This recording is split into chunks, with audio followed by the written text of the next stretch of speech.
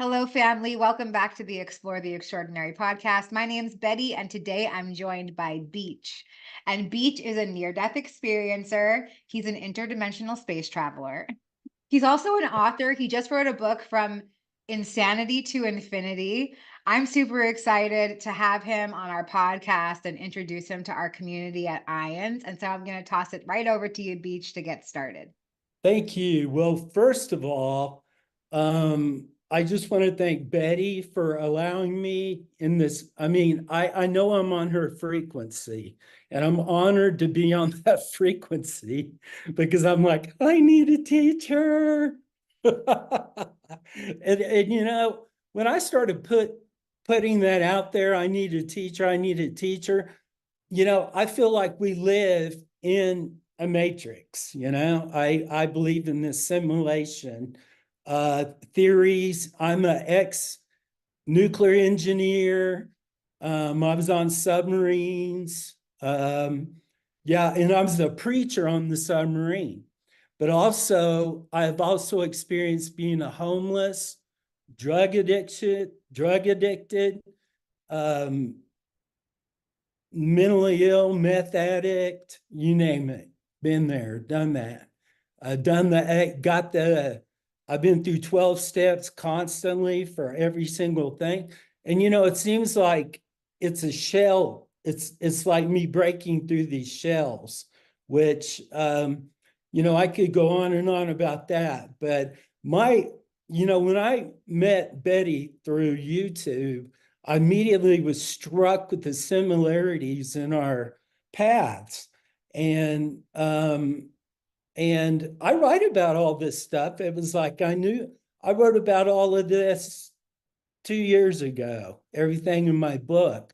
But my past is very similar to Betty's. So, and then there was a psychic. Her name is Bobby Allison, and she's pretty famous. And she talked to me in like 2007, and she really brought me to start understanding that a lot of what I had experienced as a child, there might be relevancy and truth to it, or not relevancy, but it is real. So I feel like I'm in this fourth dimension. I feel like I'm struggling in some ways because I haven't totally, I'm human. That's something that I'm learning too. You're human. Stop trying to act like you're some kind of God, you know. So I'm humble is what I am. I've become humble. I've become willing to come to God or come to consciousness, Christ consciousness. And I have been to Jerusalem, and I'm telling you, it's real. I have been there. I got to kiss the slab where he lay, and some some miraculous things have come of it.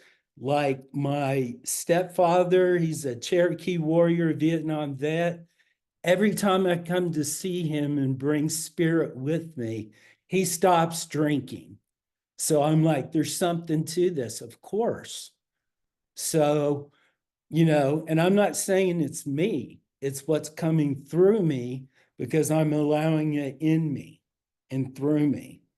And so it's been such a struggle for me because, my idea of, well, I have always known, always known that I should be spiritual. And I grew up in this environment of serious celebrities. I still run into celebrities. I'm on their frequency, for God's sake. Tim McGraw, he and I have a very similar story. Our dads played baseball together on the New York Mets.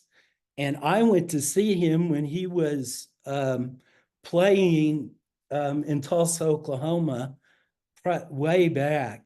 But I walked in and he was standing on the stage, and I was writing music. I am a published songwriter, two songs. But anyway, he threw this balsa wood airplane, and it made this huge circle and came down and landed right in my hand. So I have stuff like that that has happened to me my whole life. And it's like, even this, I was like, what am I going to say? I feel like I'm in a teacher's presence, when it comes to you. I really do. So, I mean, I was like, last night, I was like trying to write all this stuff. And then I looked on, I saw Brie Lafferty, I think it was. Brie Lafferty. And I was like, oh, let's watch this. I need to see this. So she was talking about the first time she ever came on a podcast. This is the first time, no, second time. So I'm so excited. Anyway, Dunning-Kruger. I'm supposed to write down Dunning-Kruger. That means I'm in the fourth dimension, looking for help, looking for, reaching for, and this reading, this tarot reading from Pluto Bean popped up right before this. Swear to God, this guy read this for me. And I need some prayer because I do believe in my truth that was meant for me. And prayers, please. Do I literally, I feel like, why am I talking about me? Or yeah, I should be talking about me. But, and it's weird too, because that reading had that color in it, the throat chakra. And I have always been attracted to that color. And I do know I'm an important voice, but I feel like I've never reached that Kundalini experience. And I really haven't applied myself enough to know exactly what it is. And maybe I don't need to know. But yeah, near-death experiences, I've had 4 or 5 friends that have had them. I almost died twice, but I didn't have anything, but I don't think I was supposed to. And in one time it was from an overdose. And I know that's supposed to can mess up your, I don't know. I'm new at this. But from the spiritual path I was on was my grandmother had one. She told me all about it. Then I'm from the AIDS generation. I have HIV. It's all in the book, all my struggles and what I've done. But I've done fantastic things too, which preaches of neuroplasticity. I've got an owl totem. I was told that well, no. I was told that 10 years ago. I guess that's a long time. But I do have that. So when you see that Pluto being tarot ruling, I was just getting blown away because I'm like, this is literally me. I was crossed by both eclipses. I have a home in Santa Fe. I've also been watching these Greg, let's see, Joseph Selby. I've been watching Joseph Selby and some of his, being a nuclear engineer, I really I'm kind of into string theory, and he talks about brains, like membranes. And I truly think that really resonates with me. So I'm interested in all that stuff, and I'm trying to find, it's Greg, Britt.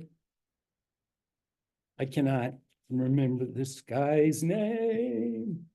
Anyways, Greg, I believe he lives in Santa Fe. He has a lot of he's right on target every time I've seen him. But I don't know. That's where I am now. Yeah, the book is From Insanity to Infinity, Diary of a Queer Madman. But it is about my growing up, my amazing experiences, my deaths and resurrections, the biggest analogy in the book was I lived in Dominican Republic. As a child, I was fascinated with Amber, with the culture there. Lived there on and off because my father was with the New York Mets. And my father and I had an awful relationship, but it's about me coming to terms with that and coming to acceptance about maybe my part in it, as far as I'm finally losing some of that anger that I felt as a child that just stuck with me. And I'm trying to process through all the different things that in people I inhabited, um, because all of me shattered at one point. And that's why I experienced so many extremely different lives. And so I don't know, I wonder, do you have anything to ask me? Yes, I do. Thank you for sharing. That was a little all over the place. So we're going to see if we can try to maybe congeal some stuff together. That, was I'm that wondering I'm wondering if maybe you would be willing to share in detail about your near-death experience. Well, okay. The near-death experience for me was trying to commit suicide, both times. And for me, um, all I remember is, first of all, let me go into one of the experiences. I was feeling sorry for myself, feeling like, I mean, I didn't want to go through the consequences of what I involved myself in. And at the same time, I was just blaming everybody else for everything and woe is me. And I do know I'm here for a reason, or for an important purpose. I've always felt that way as a light worker. So anyway, I try to kill myself with carbon monoxide, and I used my mom has a ranch, and so a I used a weed eater, gas powered, and tried to kill myself that way, and I should have died. And and I don't know. I don't remember after that point. I just black out, and then I come to, and I should have been dead, but something had turned the gas powered weed eater off. So that's what happened then. The other time was I overdosed on pills and alcohol, and that near death experience was pretty similar to that. And it shocked me because I wanted to go and experience what I had heard from my grandmother when she died. She had a heart condition and she fell off the stool and it restarted her heart. But in the meantime, she told me all about the experience. And I was like, why am I here? This sucks. I want to go where she went. But so I think that a lot of times subliminally or whatever made me just want to check out. But I think I was saved for a reason. And I've always felt like I owed a debt once I started awakening, that maybe I owed a debt for being saved over and over to help others in similar circumstances. So here I am. I love that. Thanks so much. So you talked a little bit before we started recording about the mystical experiences and how they've affected your family, or your family actually having mystical experience as well. And I think that that's something that our audience is really interested in. So please take some space and share about that. The mystical experiences, well, I do believe that my family is experiencing a lot of generational sin, or has. And in my book, I tied all of it back to my family's unfortunate involvement in slavery, and the terrible karmic debt that filtered down through the generations.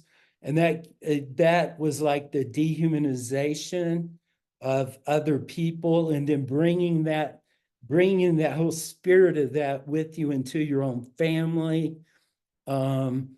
It's like I had a cousin I reconnected with from Paris, Texas, and she was like, where does this horse whipping come from in our family?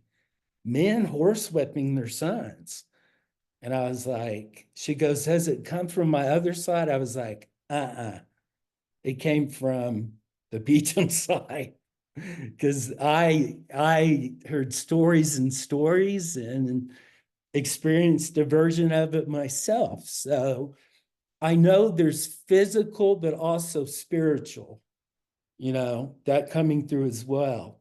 So the spiritual, mystical nature of it was maybe my realization that it was that, and that I had work to do and still do.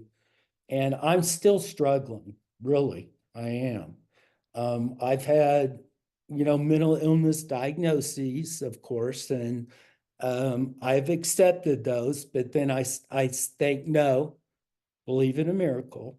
Stop accepting stuff like that, and stop. Sometimes I think I use it as a crutch, you know. So anyway, but that, yeah, I kind of lost my thought. That's okay. You're doing great. So maybe we could talk a little bit about that. I love that you're being vulnerable and authentic, and you're sharing about the areas where you're still perceiving a struggle. And I'm wondering, have you been able to bridge the gap between a Western medical diagnosis of some sort of perceived mental illness versus the spiritual experience? How do you differentiate between those experiences for yourself? Well, it's a journey of theology for me. And I have an associate's in theology, and I learned so much from the University of the South. Besides the fact I was regressed and I told myself, I'm like, yes, it's true. You were a monk. You're a monk. You're a monk over and over again. You were a crone. You were like a witch, but you were always of this spirit, of giving instead of trying to take. At least breathing out instead of constantly in. So, yeah, I mean, and I had those knowings. I even went back I could see all this karmic stuff. Um, and and that's the one thing I wanted to say is when I say that, sometimes I'm embarrassed. But that Bry Lafferty, Bry, hi Bry, um, Brie Lafferty, sorry, it is Brie, correct? Okay, thank you. Anyway, yeah, I feel like her. It's like when she was right at the beginning, she said she had a lot of denial, and I vacillate back and forth. I was in nuclear engineering, theology, studied Shinto, just scratched the surface and thought, oh, that's cool. Then, Buddhism, oh, I really like that one. And then Christ consciousness. And the thing that I think I had to, part of Exodus Outreach, Survivor. Anyway, I have done all this spiritual stuff, but I never could stitch it together. I've done not just spiritual stuff, but these like submarine veteran, prostitute, which I prefer sex worker, but I saw really bad. I mean, I didn't see super bad stuff because, man, if anyone has guardian angels, thank you. Seriously. Yeah. And I don't know. I'm Brie Lafferty right now. I'm like just feel very honored I'm on your frequency. Beautiful. Yeah, I think that there's a lot of importance that comes with sharing the mystical experiences out loud. So maybe you can share a little bit about what inspired you to write a book about your journey. What are some of the aspects of it that you feel are really important for people to know about? That I believe everything, that I was coming to the conclusion that everything was a spectrum. And I receive a lot of images. I did, for instance, in the book, I am a clairvoyant, and I did see January 6th, 2 years before it happened. And I'm in the military, or was.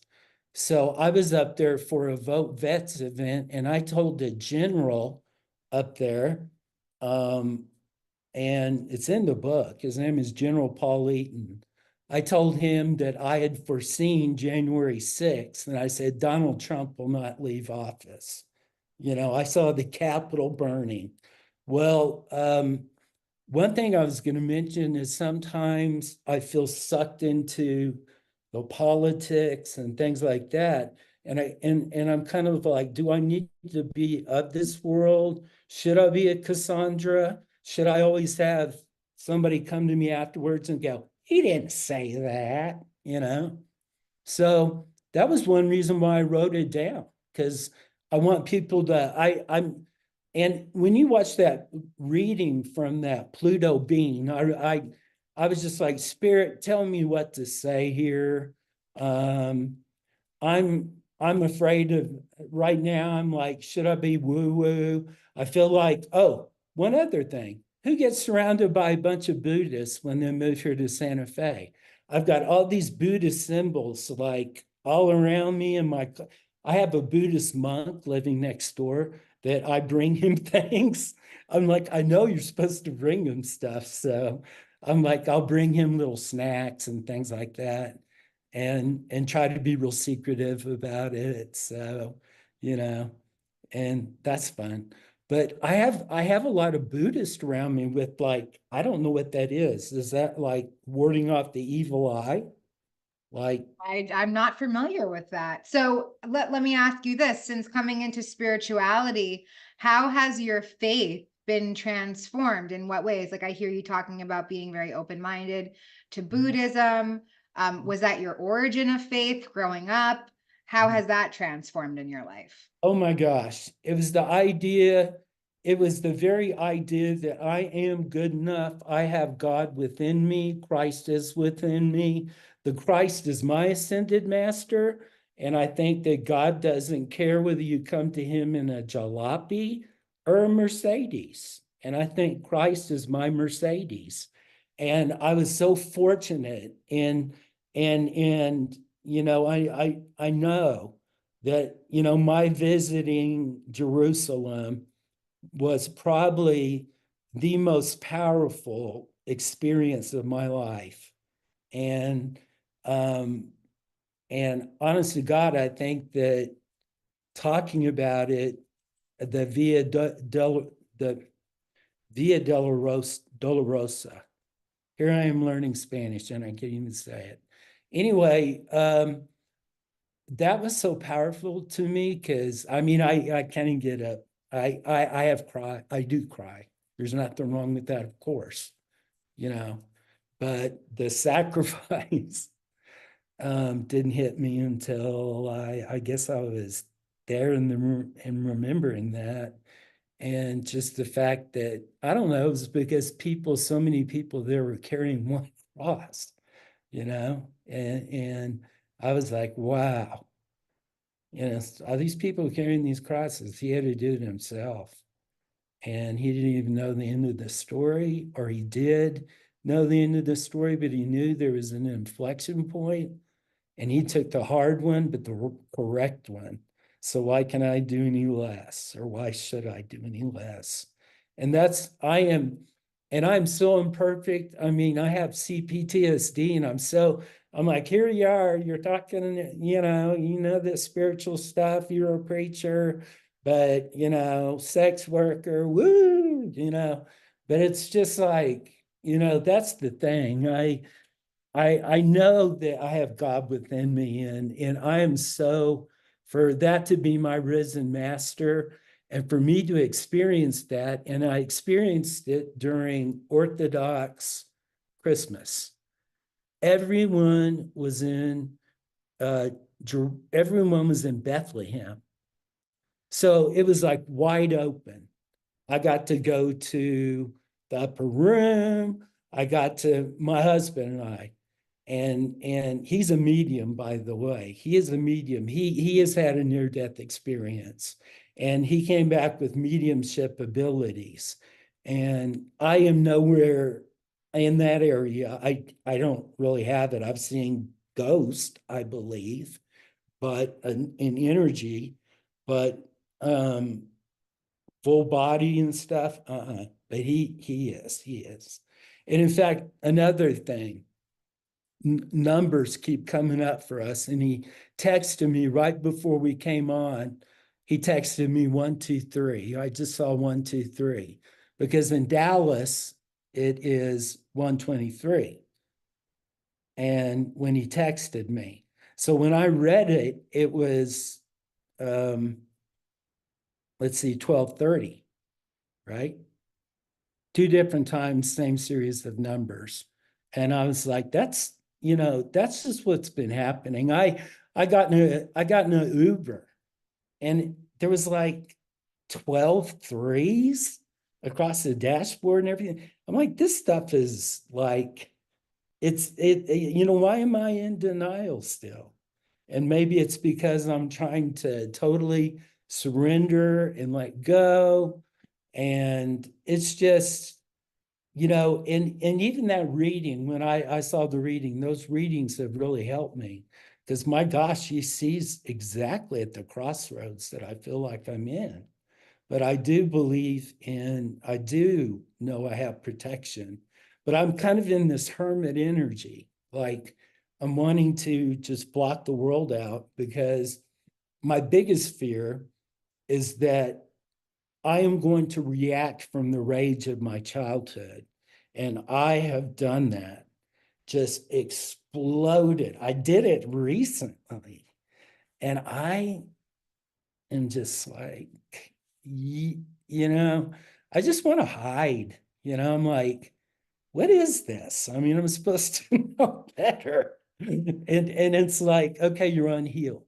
So you still have the trauma, you're gonna have to deal with it. But in the meantime, I'm the hermit. And I think it's okay. Wow. Yeah. Thank you for your vulnerability again and being honest and authentic. Because I think that a lot of people believe that once you have some kind of spiritually transformative experience or you've faced death and come on the other side, that just it's magic and Oh everything yeah. works out. But Woo! it's not that way. That's what I Uh, hear you saying anyway. well, For it's the you, that pink go- cloud, the yeah. pink cloud recovery. And I've had it with almost, I go to a 12-step program and I'm like, well, what room am I in? I qualify for everything. Hi, I'm Beach. Okay. So yeah, maybe can you share a little bit about some of the healing modalities that you have used? I hear you talking about 12-step fellowship. I know that can be a really Yes, transformative tool for people. What would you say to somebody who maybe is struggling with the same things that you're talking about, that you're perceiving a struggle with right now as well? Sort of like wanting to shut out the world, feeling some childhood wounding, yes. the rage, the underlying feeling of injustice within you. What's the kind of advice that you would give to somebody else? I do believe that we have to be open to really receiving the message of what we are experiencing.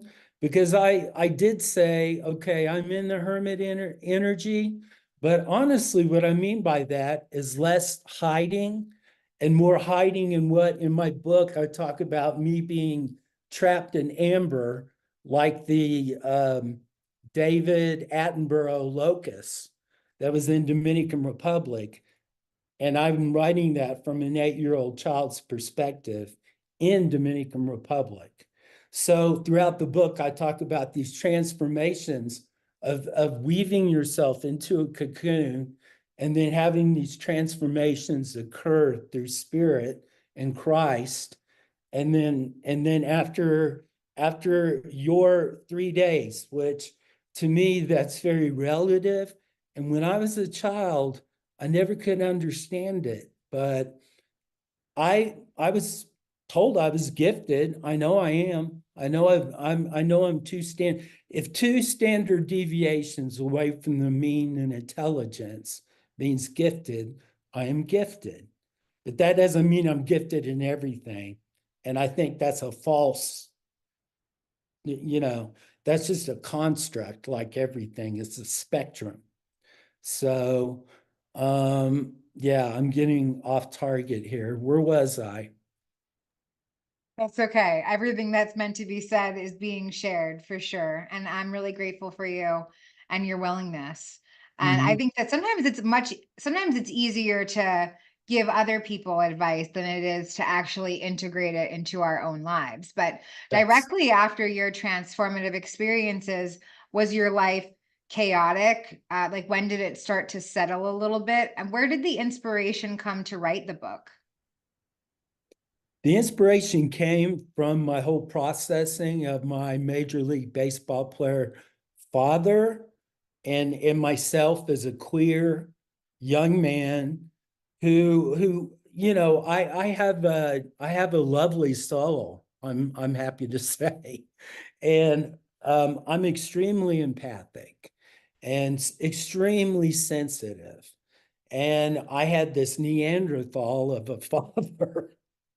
And, he was just the whole chaos of that and having this, I know it was karmic, but it was just this total chaos. It was family divorces, um, um, split loyalties, physical abuse, major physical abuse.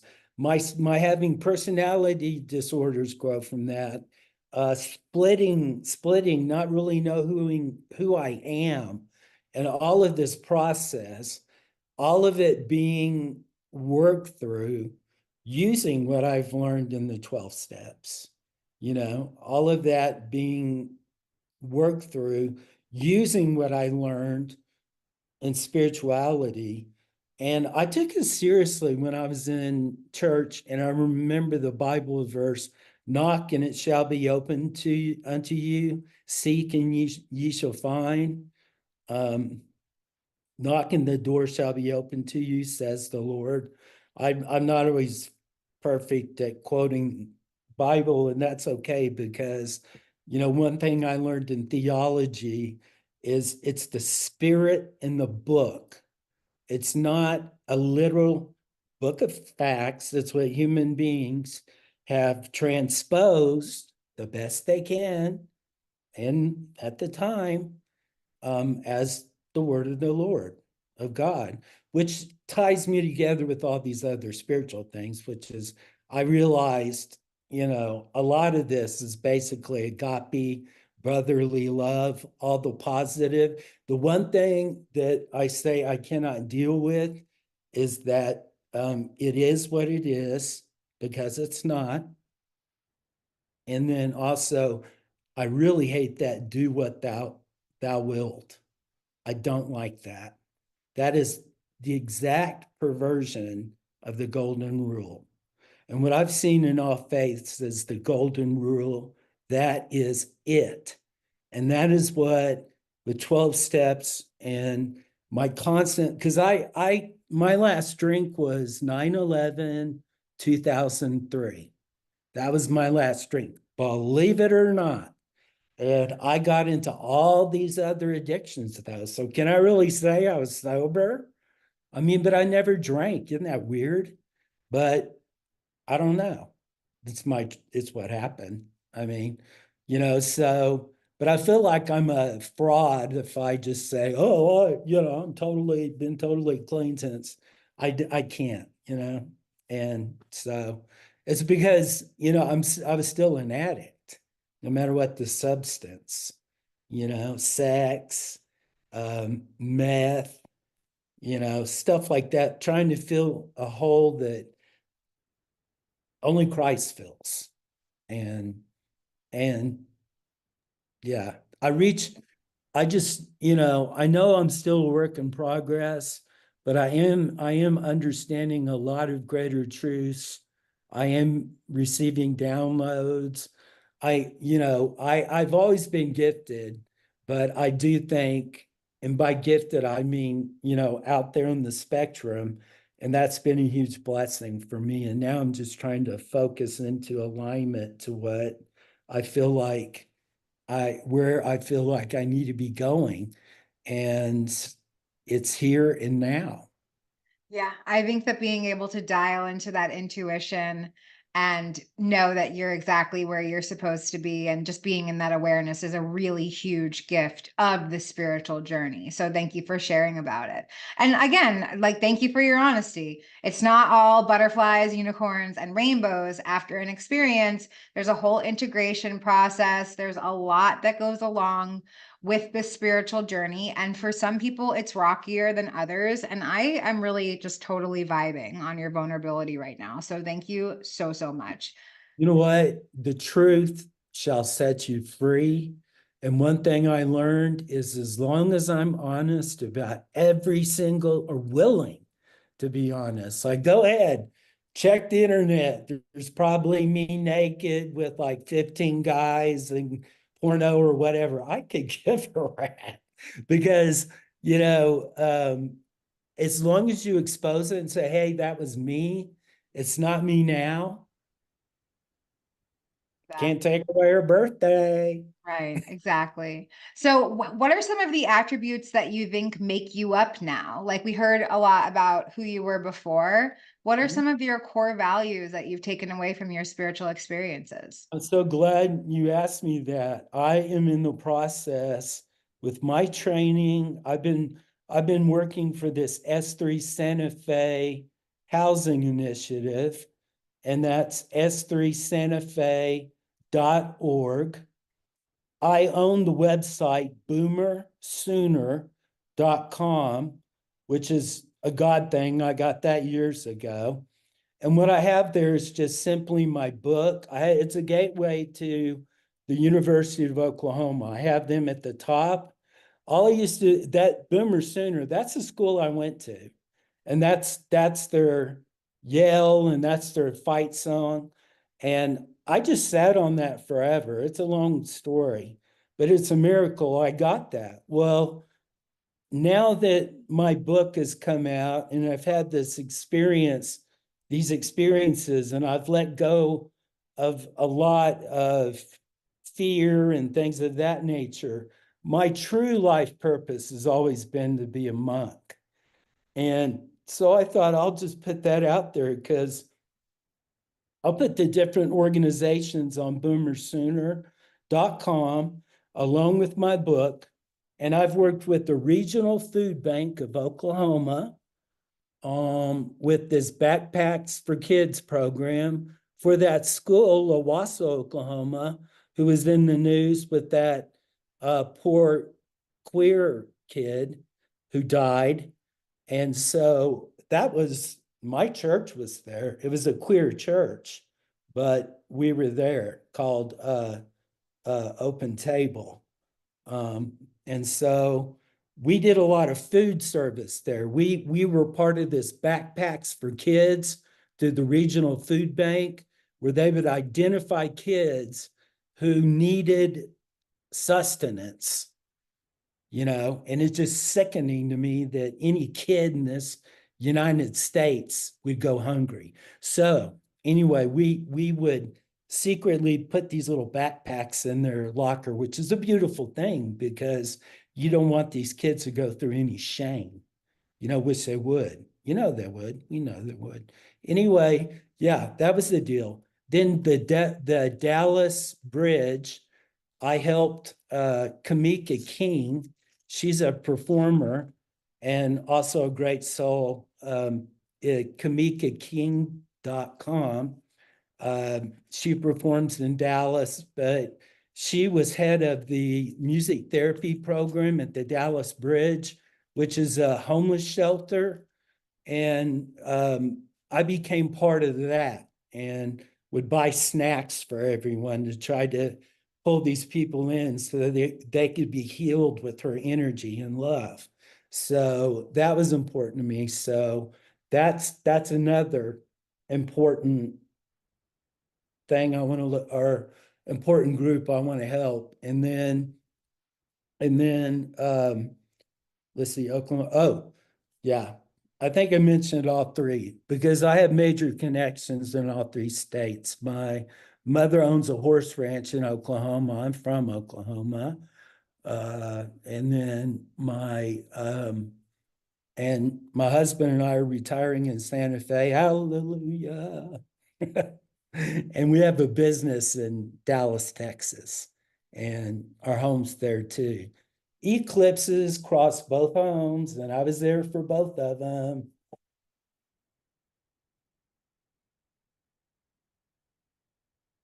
Thank you for sharing that. I'm so grateful to share space with you today. I just want to see if there's anything else that you'd like to share to feel more complete about our time together. Give me a spirit first. Maybe spirit wants me to give a disclaimer that we read things imperfectly through our human spirit, I mean our humanness. Maybe that's and if no, seriously, if somebody doesn't resonate with what I say, I think I'm okay with that now. So it's both you and me. So yeah, maybe that's it. But finally, thank you, teacher, Betty. Thank Seriously. you so much, Beach. We're so grateful to have you be part of our community today, and we'll see you next time. Okay, peace out.